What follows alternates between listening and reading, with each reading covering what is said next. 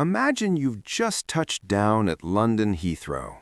You've spent your life consuming the British export of prestige. You're expecting the London of James Bond, the regal elegance of the Crown, and the global financial titan that once commanded the waves and the world's bank accounts. You step onto the Heathrow Express, expecting the peak of Western infrastructure. But then the reality hits you. You pay £25 for a 15-minute train ride, the most expensive miles of track on the planet. You look out the window and see a landscape of damp, gray Victorian terrace houses that haven't been insulated since the coal era. You walk through the streets of a once great industrial city like Manchester or Birmingham, and you don't see a modern superpower. You see a country that is effectively a museum of the 19th century, trying to survive on 21st century credit. While the world was looking the other way, the United Kingdom underwent a quiet, polite, and devastating collapse. It is no longer the workshop of the world. It is no longer the gateway to Europe. It has become a country of low productivity, astronomical housing costs, and a crumbling social contract. The tea is still hot, but the economic engine is cold. Welcome to the reality of the British decline. Here is why the UK economy is broken, and why this might be the final chapter of the empire. Let's talk about the British disease. This isn't a virus, it's an economic stagnation that has haunted the UK since the 1970s, but today it has reached terminal levels. Imagine you are a British worker. You are hard-working, you commute for 2 hours, you skip lunch, and you stay late at the office. But at the end of the day, you have produced less value than a French worker who finishes at 4 p.m. and takes a 2-hour lunch with wine. Why? Because the UK has a productivity crisis that defies logic. In the UK, productivity, the amount of economic value produced per hour worked, has been flatlining since the 2008 financial crisis. If the UK had maintained its pre-2008 growth trend, the average worker would be £11,000 richer today. Think about that.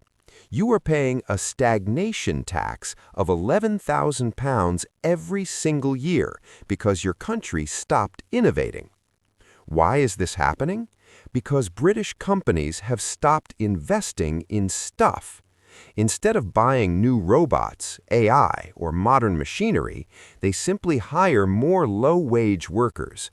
It's cheaper to hire 5 people on minimum wage to do a job manually than to buy a £1 million machine.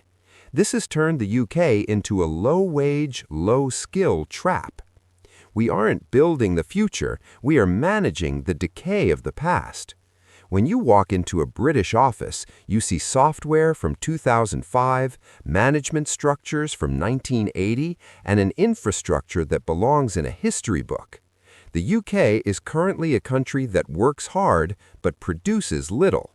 And in a globalized world, that is a recipe for a slow, painful slide into poverty. If the UK economy is a body, the housing market is a parasite that is sucking it dry. Imagine you are a young person in London, Bristol, or Manchester. You earn a decent salary, say £40,000. In 1990, that would have bought you a palace. Today, it barely buys you a room in a shared house with mold on the walls and a landlord who increases the rent every 6 months just because they can. The UK has stopped being a nation of homeowners and has become a nation of rent seekers. For decades, the British government has treated housing not as a place to live, but as a financial asset. They've restricted supply through insane green belt laws and NIMBYism, not in my backyard. We have the land, we have the builders, but we have a bureaucratic system that treats a new apartment building like a human rights violation. This has created a massive intergenerational wealth transfer. If you bought a house in London in 1995 for £100,000, it's now worth £800,000. You didn't do anything. You didn't innovate, you didn't create a business, you just sat on a piece of dirt. Meanwhile, the young worker who is innovating is forced to pay you 50% of their salary in rent. This is the rentier trap. When all the capital in a country is locked in the walls of overpriced houses, there is no money left for anything else. No money for new businesses, no money for consumer spending, no money for a family. The UK is a country where the only way to get rich is to have been born 30 years earlier or to have rich parents. It's a feudal system with a modern face, and it's strangling the life out of the economy. We have to talk about the elephant in the room, the wound that refuses to heal, Brexit. Imagine you're a business owner in the Midlands. For 40 years, you had a frictionless gateway to a market of 500 million people. Your parts came from Germany, your workers came from Poland, and your customers were in France. Then, in 2016, the country decided to pull the plug. The promise was global Britain, a high-tech, deregulated superpower that would trade with the world. The reality? A bureaucratic nightmare. The UK didn't deregulate, it just added a new layer of red tape between itself and its biggest trading partner. According to the Centre for European Reform, the UK economy is already 5% smaller than it would have been if it had stayed in the EU.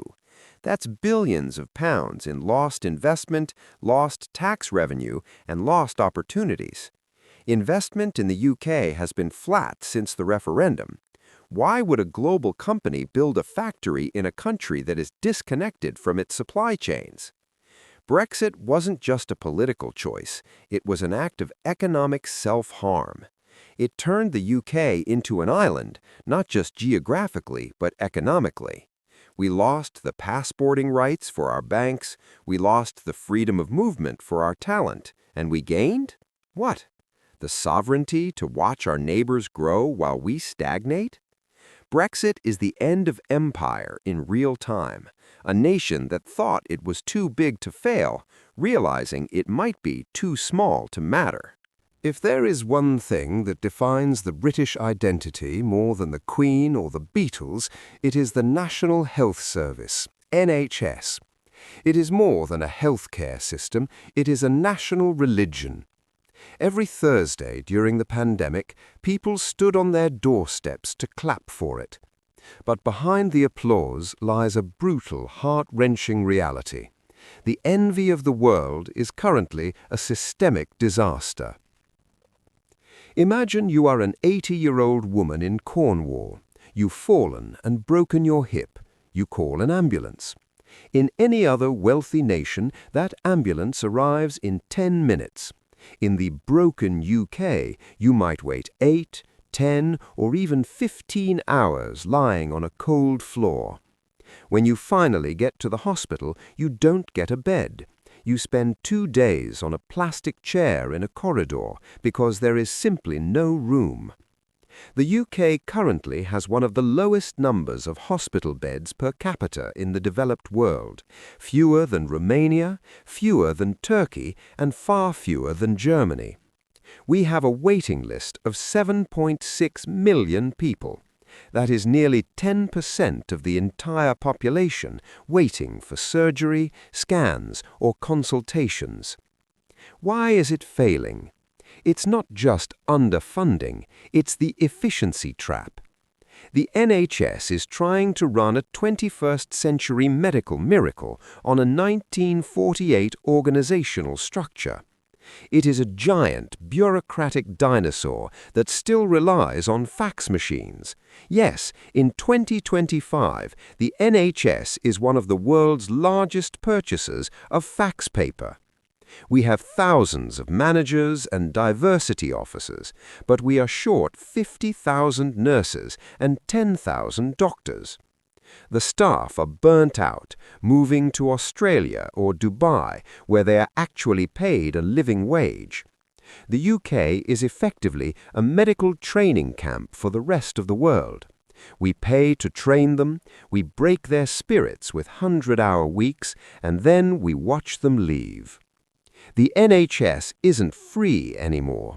It's paid for with the time and the lives of the people who wait for care that arrives too late.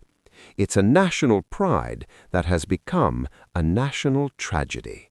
In the 19th century, the UK built the world. We invented the steam engine, the modern railway, and the steel bridge. Today, we can't even build a single high-speed railway line without it becoming a global laughingstock. Let's talk about HS2. This was supposed to be the UK's grand project, a high-speed line connecting London to the north. After 15 years and £100 billion spent, the government cancelled the northern leg. We spent £100 billion to build a train that goes slightly faster between London and Birmingham. For the same price, China built 40,000 kilometres of high-speed rail. The UK has become the land of the pothole. Our roads are disintegrating. Our Victorian sewers are so overwhelmed that water companies are pumping raw sewage into our rivers and onto our beaches at record levels. You go for a swim in the English Channel and you are literally swimming in the failure of British infrastructure. And then there's energy. British households pay some of the highest electricity prices in the world. Why? Because we failed to invest in nuclear. We have the draftiest, least insulated houses in Europe, and we are at the mercy of global gas markets. We are a country that has forgotten how to build big. We are paralyzed by consultation, regulation, and a fear of the future. While the rest of the world builds megacities and fusion reactors, the UK is arguing over whether a new pylon will ruin the view of a muddy field. We are a museum economy that is refusing to modernize, and as a result, the lights are starting to flicker. If you only visit London, you aren't seeing the UK. You are seeing a financial city-state that is attached to a dying country. London is one of the most productive, wealthy, and vibrant cities on Earth. Its GDP per capita is comparable to Singapore or New York. But step 2 hours north, into the former industrial heartlands of the North and the Midlands, and you enter a different world. You enter the Rust Belt of the Atlantic. In places like Blackpool, Hull, or the valleys of South Wales, the economy hasn't grown in real terms for decades. These were the places that built the empire, the coal, the steel, the ships. When the industry left, nothing replaced it but call centers and Amazon warehouses. The gap between the richest and poorest regions in the UK is wider than in almost any other developed nation. It is wider than in Germany, which had to reintegrate a communist East. London is the shiny gold head on a starving gray body. This creates a vicious cycle. All the talent, all the investment, and all the political attention goes to London. The North is left with crumbling buses, closed-down high streets, and a sense of profound abandonment. This is the fuel for the political rage that led to Brexit. It wasn't just about the EU. It was about a country that felt it had been left behind by its own capital city. The UK isn't one country anymore. It's a luxury playground in the south and a survival zone in the north. For 15 years, the UK has been trying to austerity its way to prosperity. It's like a family trying to get rich by skipping breakfast while the roof is falling in. In 2010, the government decided to cut spending to reduce debt. The result? We cut the investment that creates growth. We cut the libraries, the youth clubs, the police, and the infrastructure. And yet, after 15 years of pain, our national debt is higher than ever, approaching 100% of GDP. The world saw the reality of the British economy in September 2022 during the infamous Liz Truss mini-budget. In just 45 days, a British Prime Minister managed to almost collapse the entire national pension system. The bond markets looked at the UK's plan to borrow billions for tax cuts and said, "No, you are not a safe haven anymore. You are an emerging market with a posh accent." The UK is currently running on fiscal fumes. We have the highest tax burden since World War II, and yet our public services are at their worst. Where is the money going? It's going to pay the interest on our debt, and it's going to pay for the pensions of an aging population that didn't save enough. We are a credit card empire that has reached its limit, and the bank is calling to cancel the card. There is a silent exodus happening in the United Kingdom. It doesn't make the headlines like the migrant crossings in the English Channel, but it is far more dangerous for the country's survival. It is the Great British Brain Drain. Imagine you were a top-tier junior doctor. You've studied for 7 years, you've taken on £100,000 in student debt, and you work 60-hour weeks in a crumbling NHS hospital. Your salary? About £15 an hour, less than the person serving coffee at the hospital entrance. You look at your bank account, you look at your damp, overpriced flat, and you look at your burnout. Then you open Instagram and see your classmate from medical school. They moved to Brisbane, Australia. They work 35 hours a week, they earn triple your salary, and they spend their weekends on a sun-drenched beach. The UK has become a subsidized talent incubator for the rest of the world. The British taxpayer pays for the world-class education of these doctors, engineers, and coders. And then the UK makes the country so expensive and stagnant that these geniuses have no choice but to leave the moment they become productive. It's not just the doctors, it's the tech founders who move to Silicon Valley because they can't find venture capital in London. It's the engineers who move to Germany because the UK's industrial base has withered away. We are exporting our most valuable resource, ambition. What is left behind is a zombie economy, a nation of administrators, retail workers, and retirees, while the people who should be building the next global giant are boarding one-way flights to countries that actually value their talent. The British High Street used to be the heartbeat of every community. Napoleon once called the UK a nation of shopkeepers. If he visited a British town today, he'd find a nation of charity shops and vapes. Walk through the centre of any mid-sized British town, places like Northampton, Wigan, or Croydon. You don't see vibrant businesses, you see to let signs that have been there for 5 years. You see boarded-up windows, betting shops, and a sea of grey concrete. Why is this happening? It's a toxic mix of high rents, the rise of Amazon, and a suicidal tax system called business rates. In the UK, physical shops are taxed based on the value of their building, regardless of whether they make a profit. Meanwhile, online giants like Amazon pay a fraction of that tax for their giant warehouses in the middle of nowhere. We have effectively taxed the life out of our town centres. When the shops close, the community dies. The sense of pride disappears. The broken UK isn't just about GDP numbers, it's about the aesthetics of failure. When you live in a town where the most successful business is a food bank, your psychology changes. You stop believing in growth. You stop believing in the future. The UK is becoming a collection of ghost towns connected by potholed roads and delayed trains. So, where does this leave us? Is the UK just a country having a bad decade, or is this the permanent state of the post-empire reality? The truth is that the United Kingdom is a canary in the coal mine for the entire Western world. It hit the demographic wall first. It deindustrialized faster. It embraced financialization more aggressively. The UK is showing the US, Canada, and the rest of Europe exactly what happens when you stop valuing productivity and start valuing the illusion of wealth. We are a country that still thinks it's a superpower because we have a permanent seat on the UN Security Council and we win a lot of Olympic medals. But a country is not its history. A country is its balance sheet. And the British balance sheet is a disaster. We're living on the credit of our ancestors, but the bank is finally calling in the debt. The end of empire wasn't when the flags came down in India or Africa. It is happening now.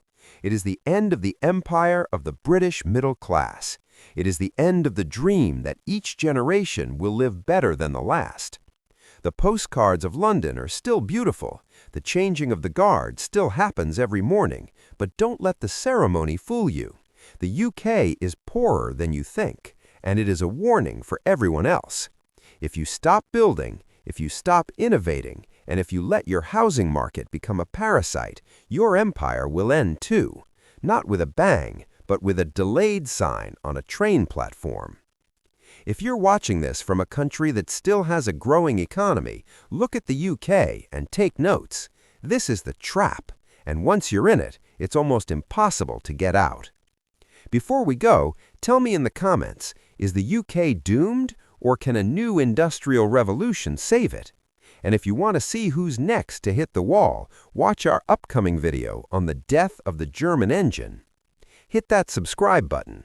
The empire may be over, but our analysis is just beginning. See you in the next one.